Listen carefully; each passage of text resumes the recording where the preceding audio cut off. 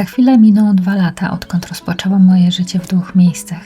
W Irlandii, gdzie mieszkam na co dzień od 13 lat, i w Polsce, gdzie powoli buduję moje siedlisko.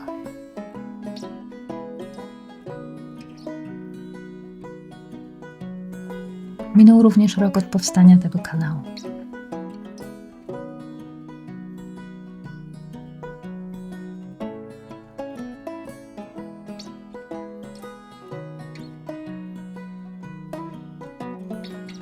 Macie wiele pytań o oba miejsca i postanowiłam dzisiaj na nie odpowiedzieć.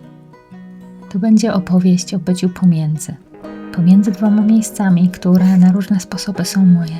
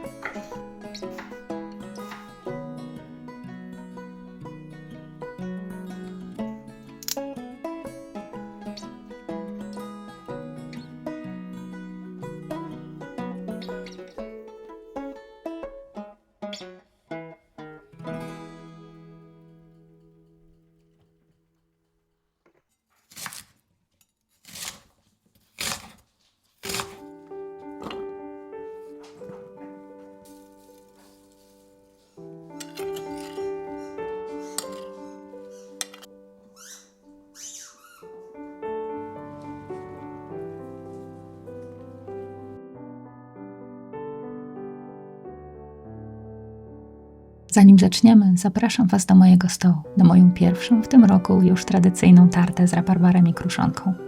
Milej będzie się opowiadać przy herbacie i kawałku ciasta.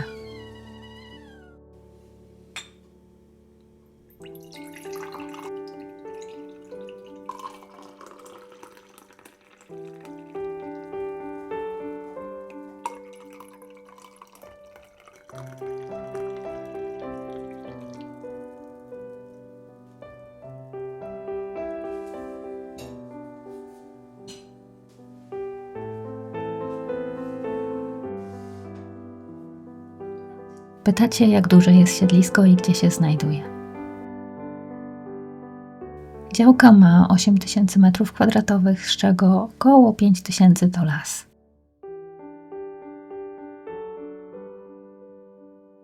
Położona jest przy niewielkiej wiosce w Borach Tucholskich, niedaleko okolic, w których się wychowałam.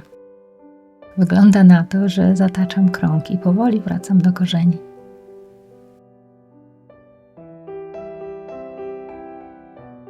To spokojne, jeszcze czasami dość dzikie i niezagospodarowane tereny.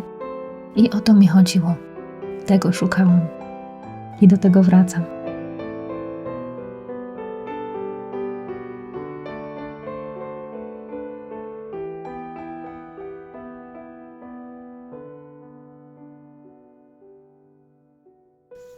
A jak znalazłam takie miejsce? Typowo, z ogłoszenia. Wstępnie wiedziałam, czego chcę, w jakim otoczeniu i w jakim celu.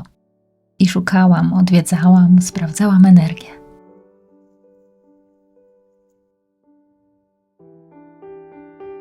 Próbowałam wyobrazić sobie siebie w danym miejscu i ujrzeć to wszystko, co mogłabym tam zbudować.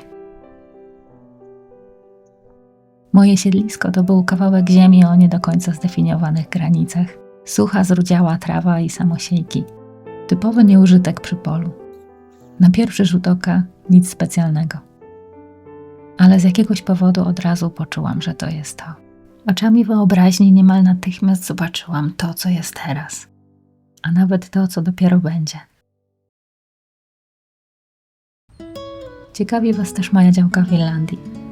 pojawiła się jeszcze zanim wykluł się pomysł o siedlisku. Jako namiastka tego, czego chciałam i potrzebowałam jako odskoczni od codziennej pracy z komputerem. Czegoś realnego, mojego.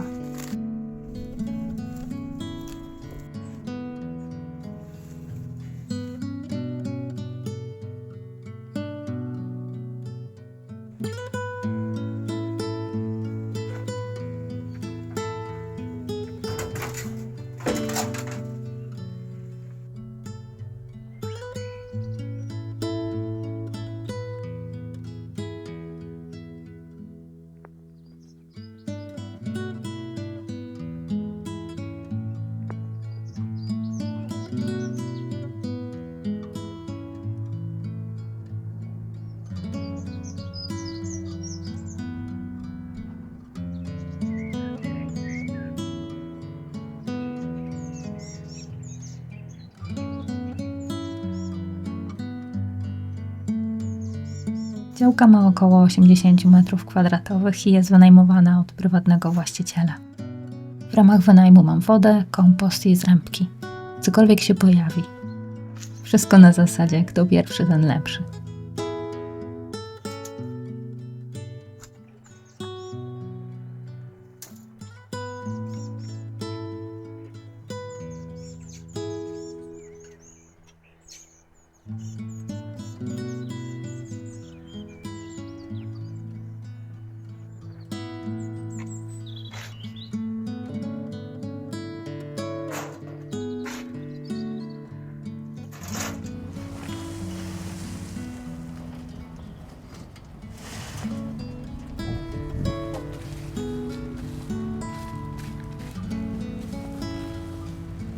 Te dwa miejsca są bardzo różne, a jednocześnie w pewien sposób się ze sobą łączą. Każde uczy mnie czegoś nowego. Przede wszystkim cierpliwości i wytrwałości.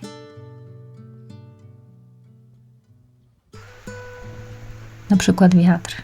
W Irlandii wiatr niemal nie ustaje.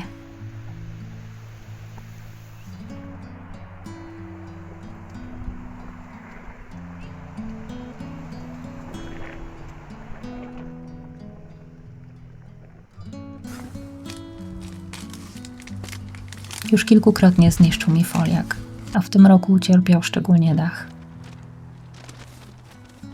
Trochę się poddałam i w tym roku po prostu zostawię same ściany. Trochę osłonię pomidory i ogórki, które planuję tam posadzić, no i zobaczymy. Nic nie muszę sobie udowadniać. Co się uda, to się uda. A w przyszłym sezonie może znowu zrobię coś inaczej. A w Polsce wiatr smaga moje młode rośliny i wiecznie wysusza piaszczystą ziemię.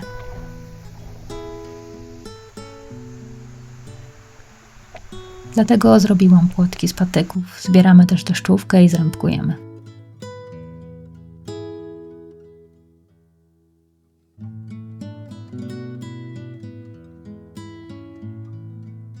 Uczę się obu miejsc, ich wymagań i potrzeb.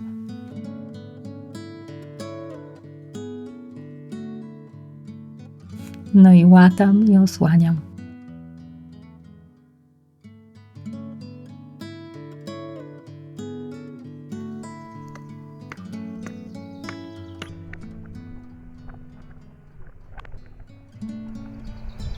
Podlewam i wzmacniam, gdzie tylko mogę.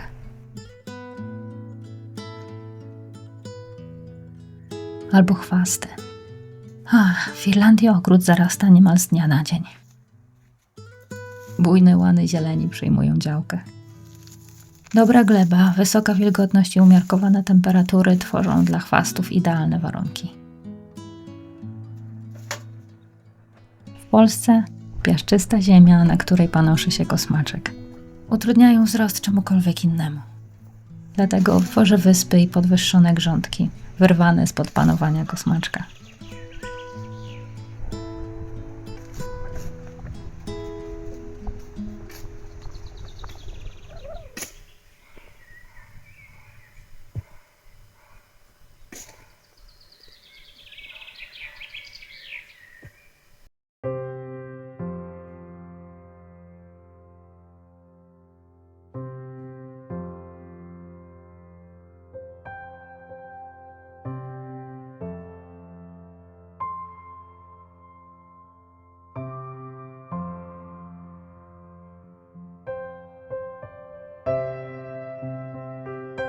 Oba kraje są piękne i niezmiennie mnie zachwycają.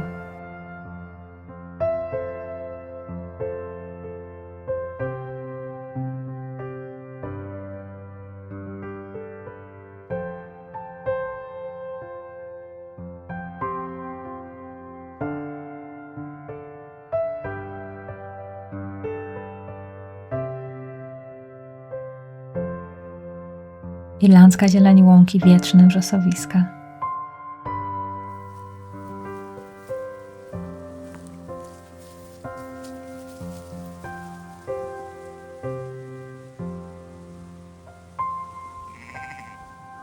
I polskie otwarte pola, zmienność i bogactwo pór roku.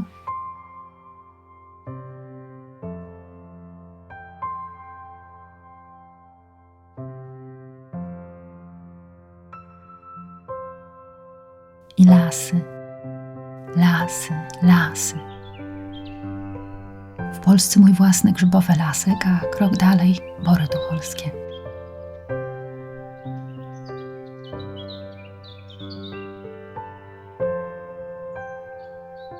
W Irlandii moje ulubione miejsce. Pobliski las z omszałymi drzewami, otoczony pastwiskami, z peczeniem owiec i miodowym zapachem kwitnących krzewów.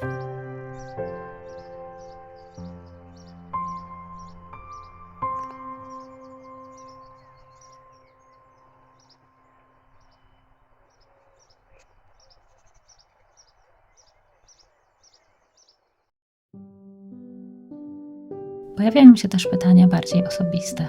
Rozumiem Waszą ciekawość, ale pewne prywatne informacje, takie jak mój stan cywilny czy kwestia posiadania dzieci, chciałabym zostawić dla siebie. Dla tego kanału, dla mojej opowieści, te szczegóły mojego życia nie mają znaczenia. Co mogę potwierdzić, to to, że to jest mój projekt i mój przyszły dom i finansuję to samodzielnie.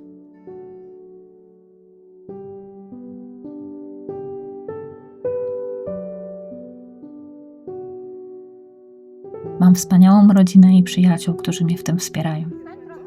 Budujemy to wspólnie i ogromną radość sprawia mi myśl, że nawet jak mnie tam nie ma, oni mogą cieszyć się siedliskiem.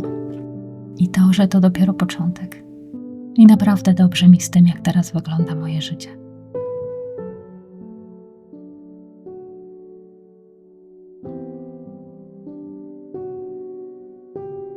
Czasami ktoś w komentarzu zapyta, po co takie duże dla jednej osoby?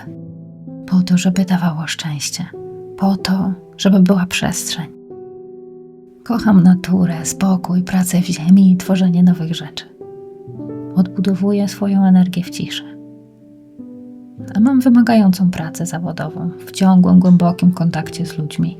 Kocham tę pracę, ale potem potrzebuję odpoczynku i czasu na naładowanie baterii. I te dwa światy idealnie do siebie pasują i uzupełniają się nawzajem. Wychowałam się na wsi, ale dorosłe życie spędziłam w mieście. A teraz sam fakt, że mogłam w przerwie w pracy zrobić 2 kroki, usiąść na tarasie i wsłuchać się w śpiew ptaków i szum drzew, napełniał mnie czystym szczęściem.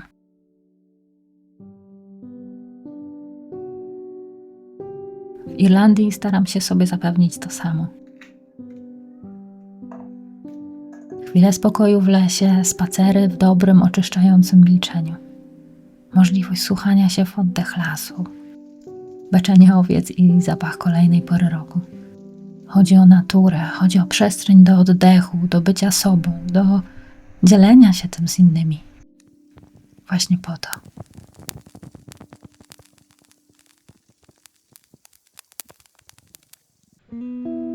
Jakie mam dalsze plany? Jeszcze przez kilka lat pewnie będę działać na 2 kraje. Teraz powoli czas na planowanie przyszłego domu.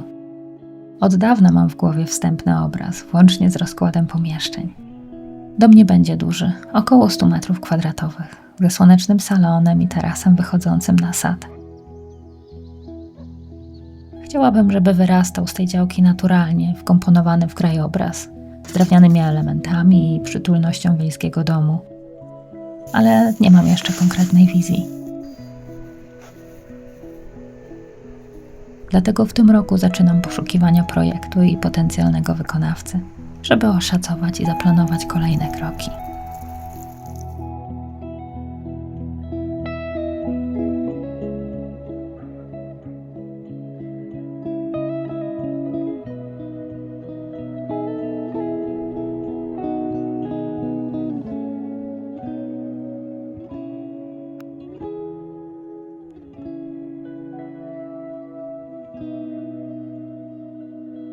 Wielu z Was zauważa mój spokój i pytacie, jak to osiągam.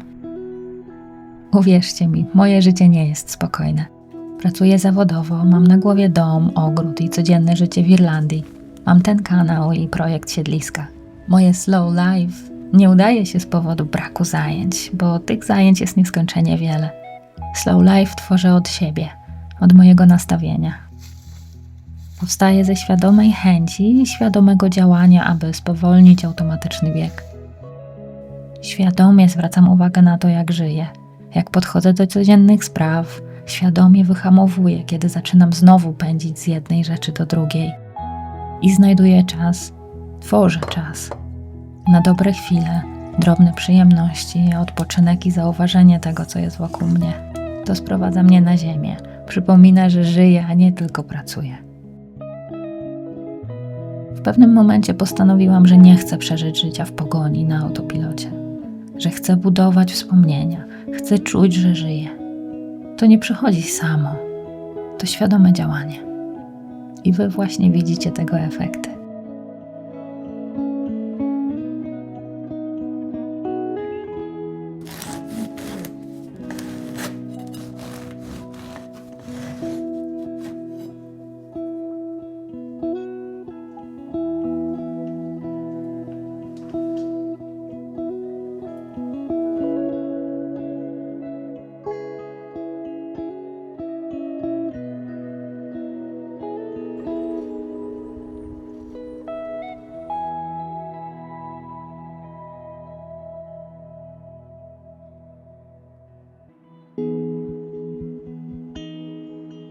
A co jest dla mnie najtrudniejsze? Chyba fakt, że nie daję rady być tam częściej. Że mimo starań, i tu w Irlandii, i w Polsce, praca w ogrodzie, w siedlisku, są w czasie wygospodarowanym z dużą trudnością. Nie mogę się doczekać chwili, kiedy staną się moją codziennością, na wyciągnięcie ręki, po otwarciu drzwi. Marzę o chwili, kiedy wyrywanie chwastów nie będzie w sprintach, a raczej codzienną czynnością, po trochu, bez pośpiechu. No i macie odpowiedź na kolejne pytanie. Moim marzeniem jest możliwość powolnego wyrywania chwastów. Co bym radziła komuś, kto ma takie marzenie jak moje?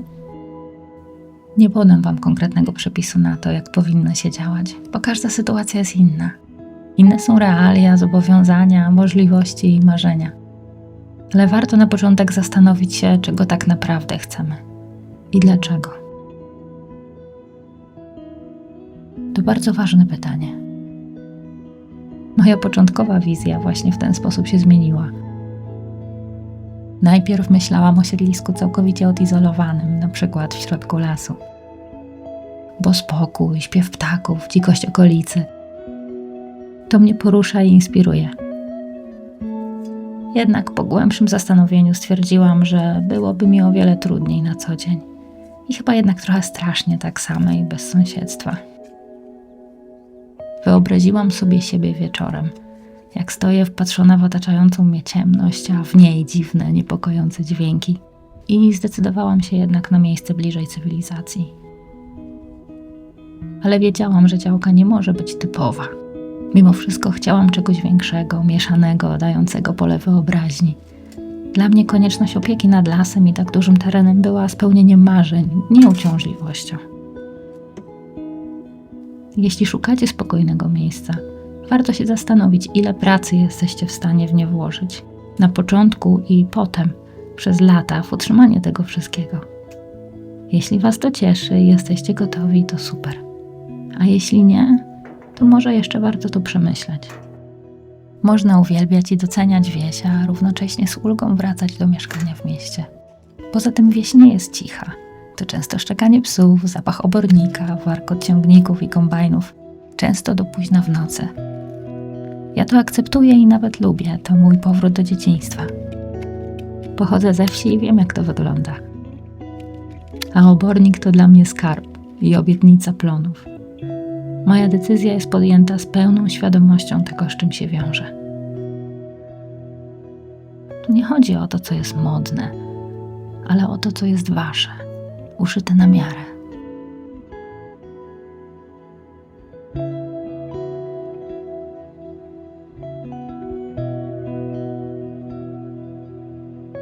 Mam nadzieję, że zaspokoiłam waszą ciekawość, chociaż w części. To dopiero początek mojej drogi. Po 2 latach nadal mam wrażenie, że wszystko dopiero się układa, że wszystkiego dopiero się uczę. Dziękuję, że jesteście tu ze mną. I do zobaczenia w kolejnym odcinku.